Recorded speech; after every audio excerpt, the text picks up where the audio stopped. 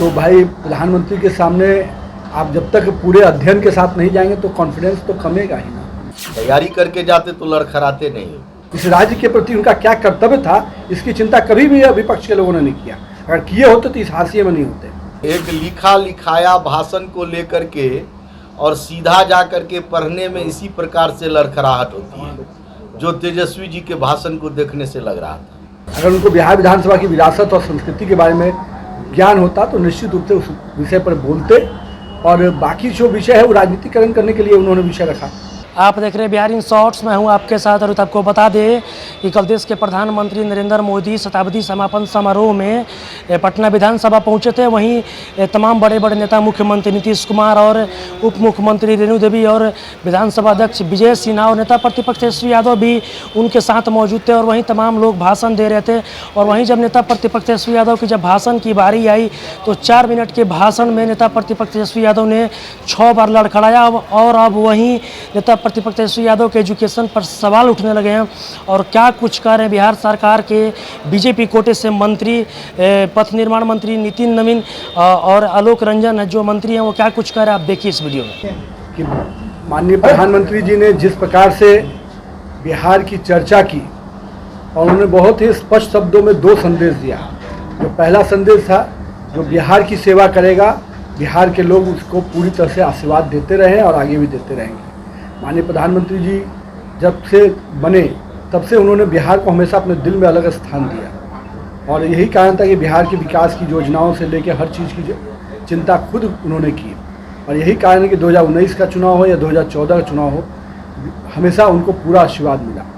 दूसरा जो बड़ा संदेश हम सभी जनप्रतिनिधियों के लिए दिया कि जहाँ देश में और पूरे बिहार में भी हम लोग अधिकार की बात करते हैं, वहीं हमें कर्तव्य की भी बात करनी चाहिए। और मेरा मानना है कि हम सभी जनप्रतिनिधियों के लिए एक मूल मंत्र है कि कर्तव्य और अधिकार दोनों को साथ लेके चलेंगे तो निश्चित रूप से हमारा भी एक नेतृत्व क्षमता डेवलप होगा और साथ ही साथ हम राज्य और देश का सही रूप से विकास को कर पाएंगे। आरजेडी के लोग कह रहे हैं कि पूरे कार्यक्रम का भगवाकरण हो गया, आपने स्तंभ पर स्वास्तिक लगा दिया, वहाँ शुभ चिन्ह होना चाहिए था। देखिए, जो चीज़ें उनको समझनी चाहिए वो नहीं समझते हैं। स्पष्ट रूप से जो हमारी पूजा पद्धति है उसके आधार पर पूजा करते हैं। वो कह रहे हैं सेकुलर कंट्री है। देखिए, उनको इस देश में विकास की चिंता नहीं है। बिहार का शताब्दी वर्ष मनाया गया, इस पर 2 शब्द नहीं बोल पाए। ये किस प्रकार से 100 वर्षों का बिहार का इतिहास रहा, इस पर लिखा लिखाया लाइन पढ़ने लगे। तो जिनको न बिहार के विरासत की चिंता है, न जिसको बिहार की संस्कृति की चिंता है, वो केवल जो राजनीति रोटी सेकना चाहते हैं, उनके लिए तो यही दिख रहा है। तो उस चक्रव्यूह में ही फंसे रह जाएंगे। स्वास्तिक है, ओम है कि चंद्रमा है, इस चक्कर में नहीं रहना चाहिए। आज बिहार की विरासत की चर्चा हुई, बिहार की संस्कृति की चर्चा हुई।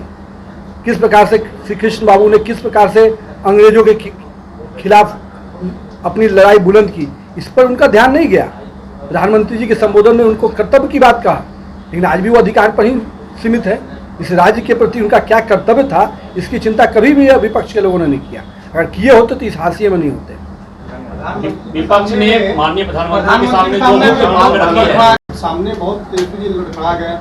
मैं वो तो अलग विषय है। मैं तो बस नहीं कहूँगा कि विषय की क्लियरिटी नहीं थी। अगर उनको बिहार विधानसभा की विरासत और संस्कृति के बारे में ज्ञान होता तो निश्चित रूप से उस विषय पर बोलते, और बाकी जो विषय है वो राजनीतिकरण करने के लिए उन्होंने विषय रखा। प्रधानमंत्री के सामने भी लड़खड़ाया। अब तो भाई प्रधानमंत्री के सामने आप जब तक पूरे अध्ययन के साथ नहीं जाएंगे तो कॉन्फिडेंस तो कमेगा ही ना। साथ वहाँ बोलने के लिए नहीं गए थे। तेजस्वी जी जो विषय था शताब्दी समारोह में बोलने के लिए नहीं गए थे। एक लिखा लिखाया भाषण को लेकर के और सीधा जा कर के पढ़ने में इसी प्रकार से लड़खड़ाहट होती है, जो तेजस्वी जी के भाषण को देखने से लग रहा था। तैयारी नहीं करके तैयारी करके जाते तो लड़खड़ाते नहीं हो। नहीं, देखिए, तैयारी करके यदि आप जाते ना, हम योग्यता की बात नहीं है, तैयारी करके यदि जाते, विषय को जो जिस विषय का गंभीरता को के साथ रखने के लिए यदि जाते तो वो लड़खड़ाहट वहाँ उनको नहीं होता।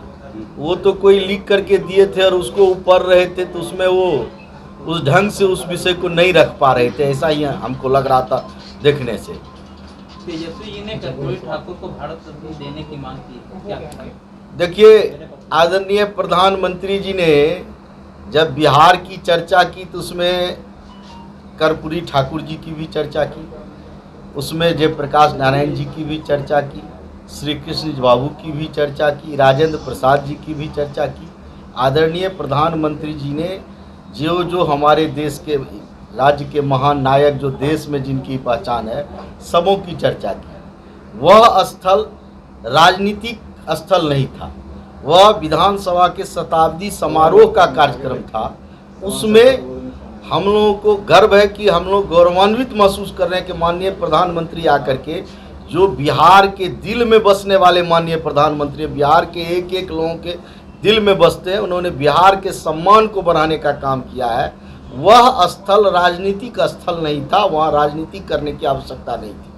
तो अभी आपने सुना जो आलोक कुमार रंजन जो मंत्री है, उनका साफ तौर पे कहना है कि जिस तरह से कल नेता प्रतिपक्ष तेजस्वी यादव लड़खड़ाए थे, वो स्क्रिप्ट लिख कर आए थे, उनकी कोई तैयारी नहीं थी। वो हर किसी से गलती होता है, उनसे भी गलती हो गया, वो स्क्रिप्ट लिख कर आए थे, इसलिए वो हड़बड़ी में उनका गलती हो गया, इसलिए उनके एजुकेशन पर सवाल उठाना ये कहीं से सही नहीं है।